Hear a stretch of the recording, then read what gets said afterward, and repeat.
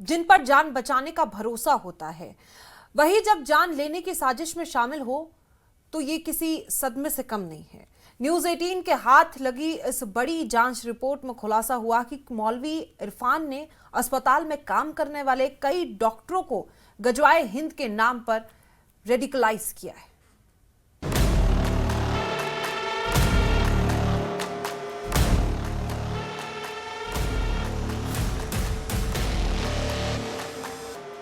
Delhi blast की जांच जैसे जैसे आगे बढ़ रही है, देश की सुरक्षा एजेंसियों के हाथ चौंकाने वाली खबरें लग रही हैं। इसी कड़ी में CNN न्यूज 18 को बेहद चौंकाने वाली खबर का पता चला है।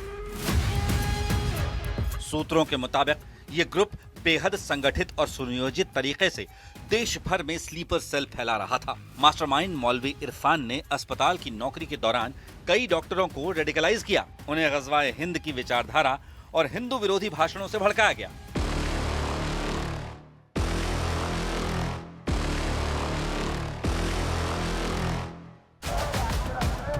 दिल्ली को निशाना बनाने की प्लानिंग इसलिए की गई क्योंकि ये लोग जानते थे कि राजधानी पर हमला देश की सत्ता को हिला देगा। फिलहाल जिन लोगों को गिरफ्तार किया गया है वो इस आतंकी नेटवर्क का कोर ग्रुप है। खबर तो ये भी है कि डॉक्टर आदिल और मुजम्मिल तुर्की भी गए थे, जहां उन्होंने अपने विदेशी हैंडलर से मुलाकात की। हैंडलर ने उनकी आने जाने की ट्रेनिंग की व्यवस्था की थी। दोनों महिला डॉक्टर, एक श्रीनगर और दूसरी अनंतनाग की ऑनलाइन कम्युनिकेशन और फंडिंग की जिम्मेदारी संभाल रही थी। डिजिटल फॉरेंसिक जांच में 400 से ज्यादा एन्क्रिप्टेड चैट्स मिले हैं, जिनमें पैसों के लेन देन, सेफ हाउस और आगे की प्लानिंग पर चर्चा की गई थी। 2023-24 में एक महिला डॉक्टर को इस्तांबुल और दोहा से काफी विदेशी रकम भी मिली थी। दोनों महिला डॉक्टरों ने अपनी MBBS की पढ़ाई ढाका मेडिकल कॉलेज से की थी। इंटर्नशिप के दौरान ही उनकी मुलाकात मौलवी इरफान से हुई, जिसने धर्म के नाम पर इनका ब्रेन वॉश किया। गिरफ्तार की गई लेडी डॉक्टर की एक और कार की तलाशी में पुलिस जुटी है, जिसमें विस्फोटक सामग्री होने का अंदेशा है। सुरक्षा एजेंसियों का मानना है कि ये ग्रुप स्लीपर सेल बनाकर देश भर में अपनी एक्टिविटी फैलाने की तैयारी में था। हर खुलासे के साथ ये साफ होता जा रहा है, ये सिर्फ आतंकी नेटवर्क नहीं बल्कि सफेद कोट में छिपी एक खामोश जंग थी।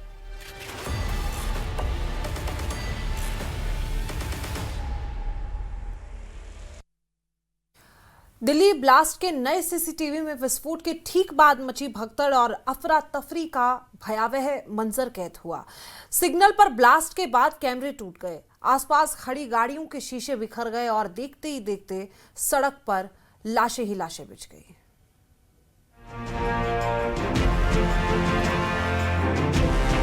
शाम 6:50 चांदनी चौक की इसी भीड़ में हुए ब्लास्ट और इसकी गूंज ने पूरी दिल्ली को दहला दिया। लाल किले ब्लास्ट के वक्त का ये CCTV उस वक्त वहां के मंजर को बयां कर रहा है। लाल किले के बाहर गाड़ियों की लंबी कतार लगी हुई थी, सिग्नल हरा था और गाड़ियां रेंगती हुई आगे बढ़ रही थी। तभी लाल किला मेट्रो स्टेशन के पास तेज धमाका हुआ। गाड़ी आग के गोले में बदल गई, कई जिस्म धड़ से अलग हो गई, चीख पुकार मच गई। न्यूज 18 इंडिया पर एक्सक्लूसिव ये तस्वीरें हम दिखा रहे हैं अपने दर्शकों को कि किस तरीके से ब्लास्ट के बाद का ये मंजर देखा जा रहा है। एक नीले रंग का ई रिक्शा पूरी तरीके से पलटा हुआ है, एक ऑटो पूरी तरीके से उसके परखच्चे उड़ गए हैं, लोहे की ये गाड़ी जो पूरी तरीके से खत्म नजर आ रही है, एक वैन भी है जो ध्वस्त हो चुकी है। चांदनी चौक की निगरानी कर रहे CCTV कंट्रोल रूम में मौजूद उस फुटेज में ब्लास्ट की हकीकत कैद है।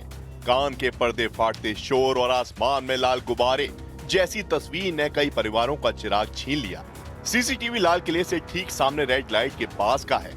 शाम के करीब 6:50 हो रहे हैं। बेहद भीड़ दिख रही है।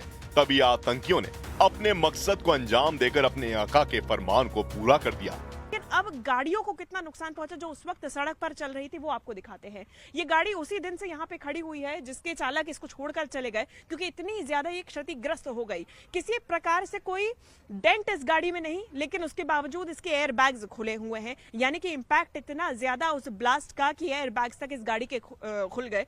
ये पूरे शीशे टूटे हुए हैं। ये मंजर आप देखिए, ये शीशा टूटा हुआ है, ऊपर अंदर की तस्वीरें आप देख रहे हैं तो अंदर पूरी तरीके से एयरबैग खुल चुका है, शीशे टूट चुके हैं, जो साइड व्यू मिरर है वो टूट चुका है, रेयर व्यू मिरर टूट के गिरा हुआ है, वो आप देख सकते हैं तस्वीरों में। और जहां पर एक्सेलरेटर पैड होता है वहां पर ये जाकर गिरा है। किस तरीके से अंदर के पुरखुज ये टूटे होंगे।